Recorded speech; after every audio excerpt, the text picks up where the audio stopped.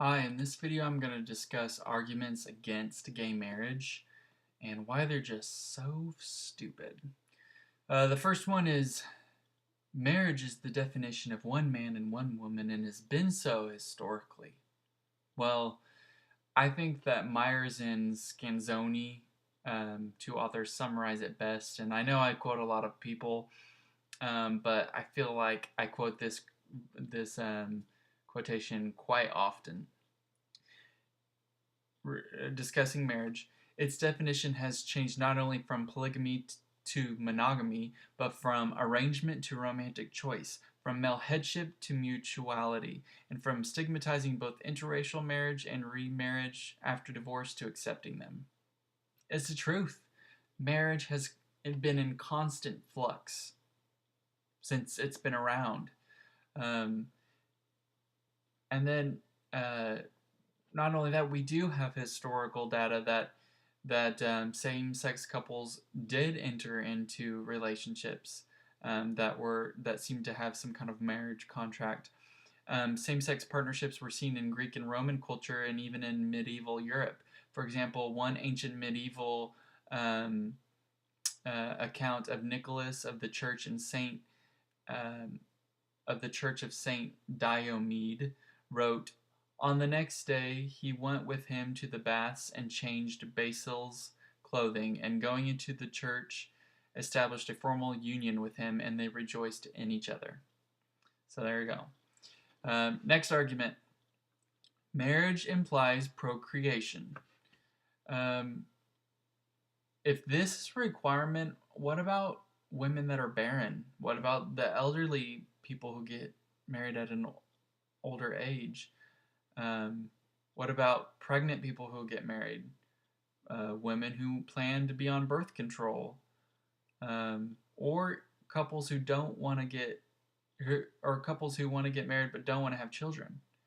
Um, Rearing children is a facet of marriage. Not all marriages, but some marriages. But it's not a defining characteristic. In addition, homosexual couples can have kids um, through former heterosexual marriages, artificial insemination, or adoption. Third argument. Children need a mother and a father. Well, if you ask the American Academy of Pediatrics conference and exhibition, they said that researchers looked into that and they looked at 15 studies of more than 500 children, and they found that children raised by same-sex couples actually have a few unique advantages. And the lesbian studies that they looked at, couples shared household responsibilities and shared responsibilities and chores more equitably, and the children of lesbian couples are less aggressive, more nurturing to peers, more tolerant of diversity, and more inclined to play with both boys and girls' toys.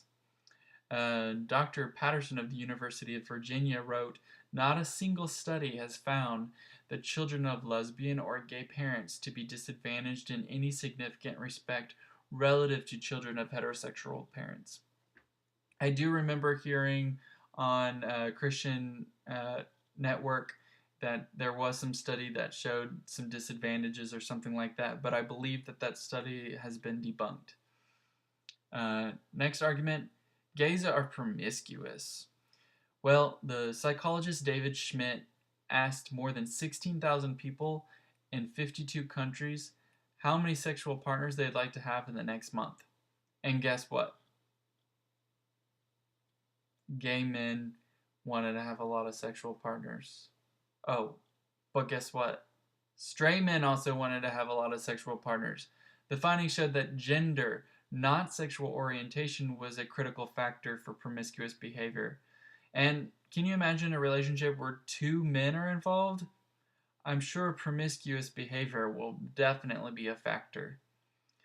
But if you're still worried about that, then consider 1 Corinthians 7:9. It says, "But if they cannot exercise self-control, let them marry, for it is better to marry than to burn with passion." So let them get married, and maybe they won't be promiscuous. Next argument.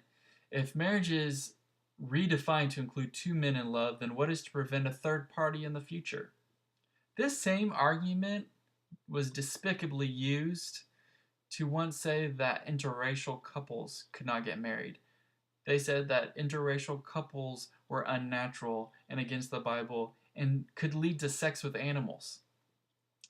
First, I'd like to point out that animals can't consent, so that's just a stupid argument. But secondly, this is considered a slippery slope fallacy. Logically, these are unrelated. Buying a Shakira album will not cause me to start singing in Spanish and shaking my hips to a point where I won't ever be able to not do that ever again. It's easy to make claims about the future, but there's no way of knowing that will happen and no proof showing that those are associated.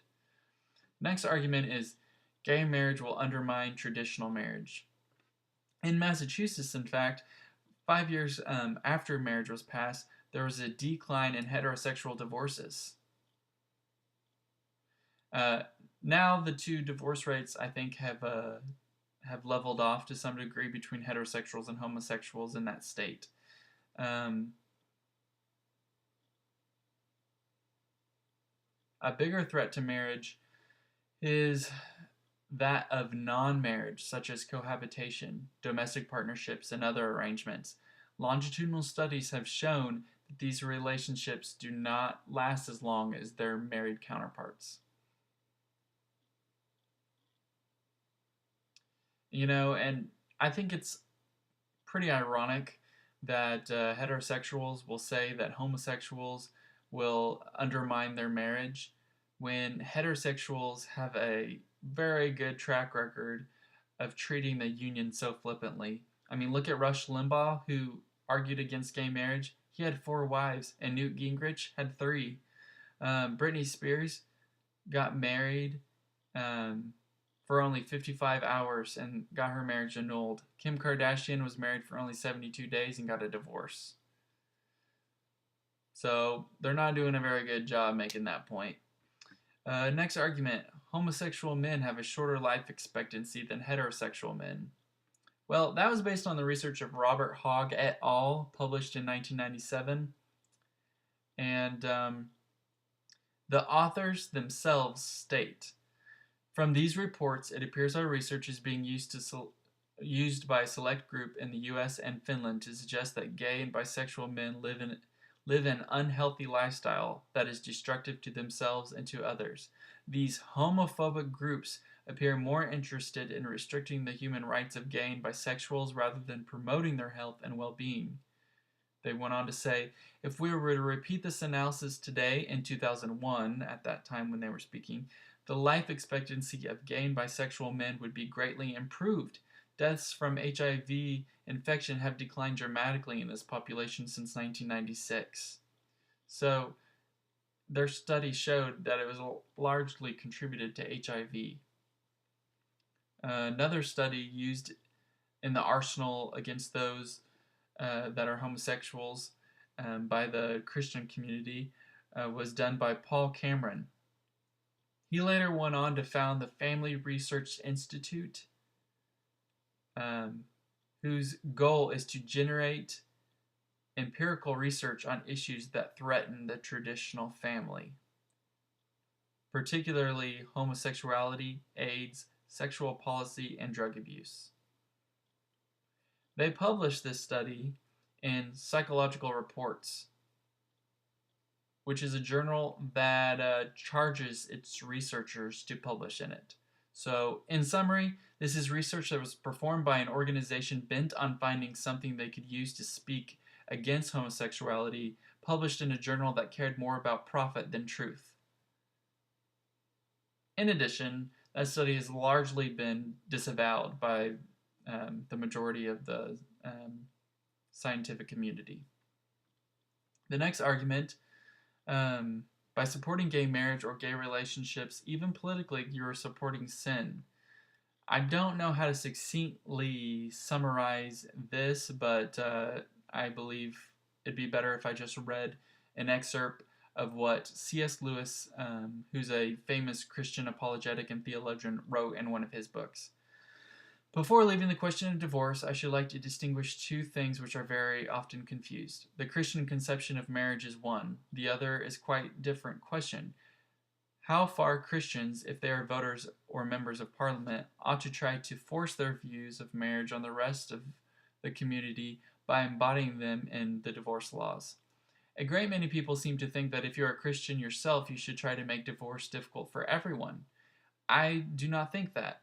At least I know I should be very angry if the Mohammedans tried to prevent the rest of us from drinking wine. My own view is that churches should frankly recognize the majority of the British people are not Christians and therefore cannot be expected to live Christian lives. There ought to be two distinct kinds of marriage, one governed by the state with rules enforced on all citizens, the other governed by the church who rules enforced by her on her own members. The distinction ought to be quite sharp so that man knows which couples are married in a Christian sense and which are not. Next argument. Marriage is the cornerstone of civilization, and civilization cannot adapt. Well, we went from hunter-gatherer to shopping in grocery stores, and from rural farms to industrialized cities. We went from horse and buggies to cars. I think we can adapt. Next argument. Marriage is a religious institution founded by God. Well, that's interesting you say that. Marriage, in written accounts, was not seen until the 8th century BCE. And I will discuss the history of marriage in later videos. But the idea that God founded marriage is seen in Genesis 2:24. There it says, "Therefore a man shall leave his father and his mother and shall be united and cleave to his wife, and the two shall become one flesh." Here it's important to distinguish that marriage is not defined, but the process of marriage is mentioned.